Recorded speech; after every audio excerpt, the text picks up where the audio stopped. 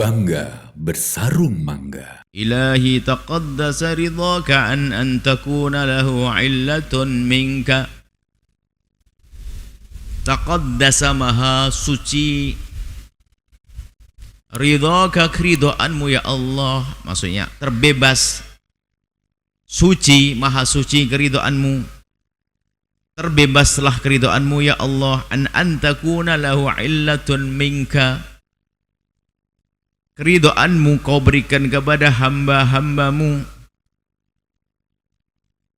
tidak akan mustahil jika itu ada sebabnya yang ada darimu. Maksudnya sederhananya, Allah ridho,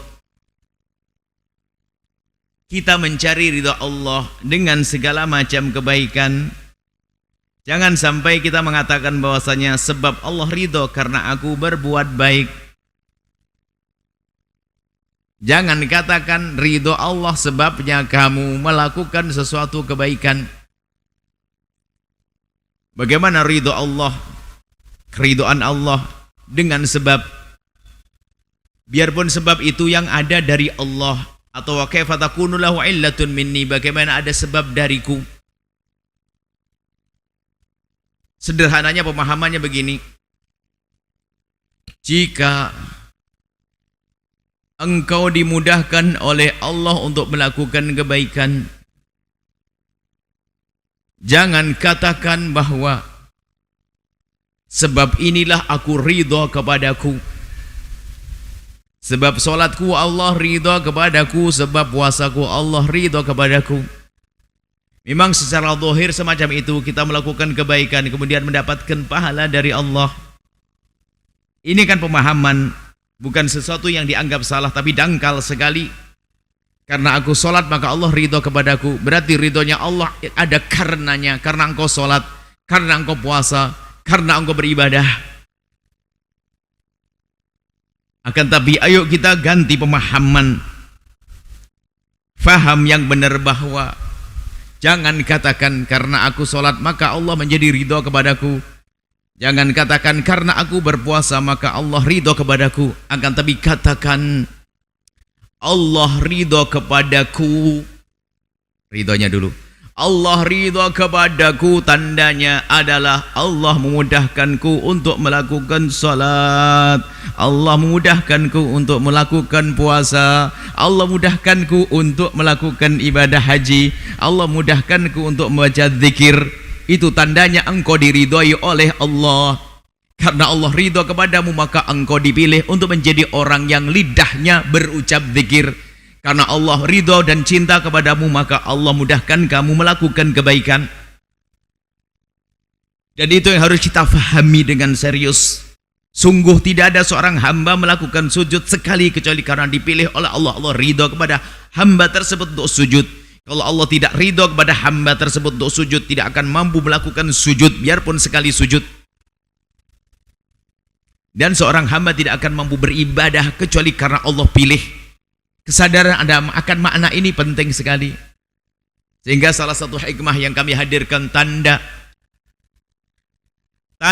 kalau Allah mencintaimu adalah begitu mudahnya engkau melakukan kebaikan yang tidak pernah engkau rencanakan sekalipun, dan begitu susahnya engkau melakukan kemaksiatan biarpun sudah kau rencanakan. Sebaliknya, tanda Allah tidak ridho dan tidak sayang kepadamu adalah begitu mudahnya melakukan kemaksiatan biarpun tidak direncanakan, dan begitu susahnya melakukan kebaikan biarpun direncanakan. Maka siapapun yang telah dimudahkan oleh Allah untuk melakukan kebaikan, bersyukurlah kepada Allah. Dan ini adalah nikmat yang sering kita lupakan. Sebab bahaya sekali kalau ada orang merasa bisa berbuat baik tapi tidak sadar kalau itu karunia dari Allah. Maka akan menjadi orang ujub. Ya Allah, aku sudah melakukan sholat, mana gajiku ya Allah? Kan kurang ajar pada Allah. Dibalas kau sholat pakai apa? Tenaga. Tenaga dari siapa? Darimu ya Allah. Terus kemauan darimu ya Allah. Terus sahammu mana?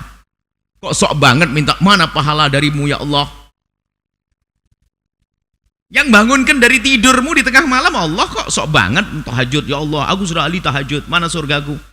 Kamu tahajud karena disayang Allah, makanya dibangunkan. Kalau kau tidak disayang tidak akan bangun, biarpun tidurmu dari maghrib.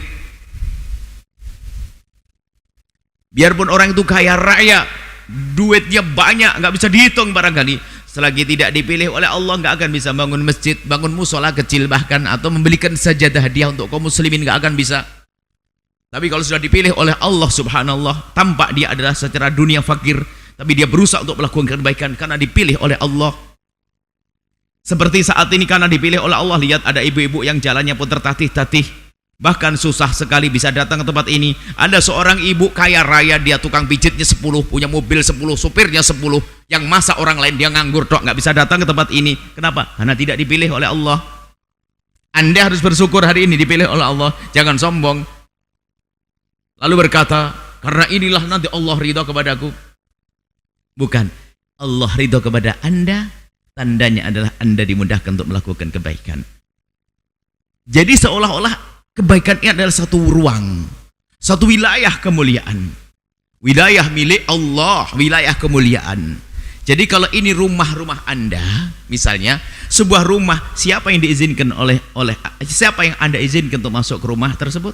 Rumah mewah Anda, rumah kebaikan, rumah mewah Anda yang selama ini Anda sanjung-sanjung, Anda puji-puji, Anda pokoknya Anda elukan. Siapa yang Anda izinkan untuk masuk ke rumahnya? Tentu orang-orang pilihan. Dilihat pakai sandal nggak dia, bajunya kayak apa, jangan-jangan ngotori nanti dengan lumpur semuanya. Anda lihat semuanya, itu rumah Anda.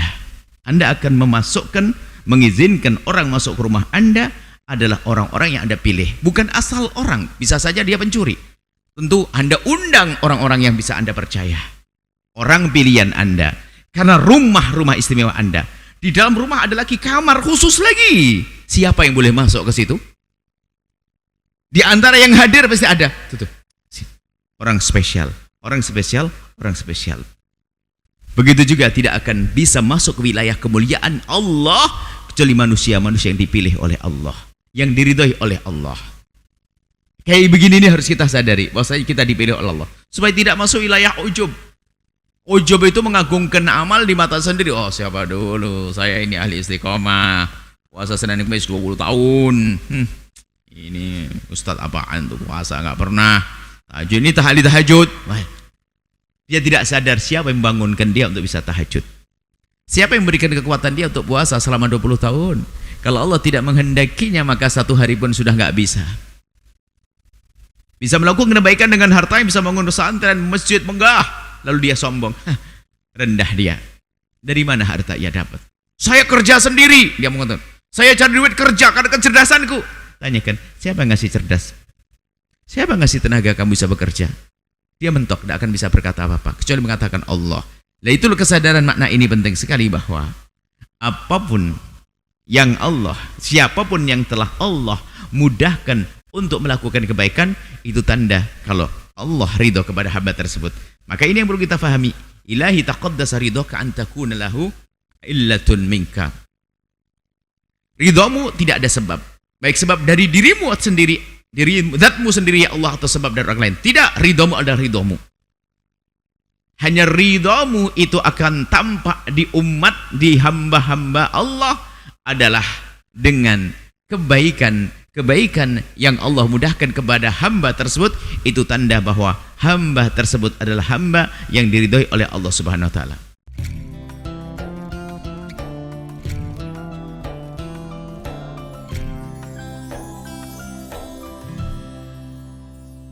Sahabat Al-Bahjah TV, setelah menyaksikan video ini, jangan lupa bersolawat kepada baginda Nabi Muhammad.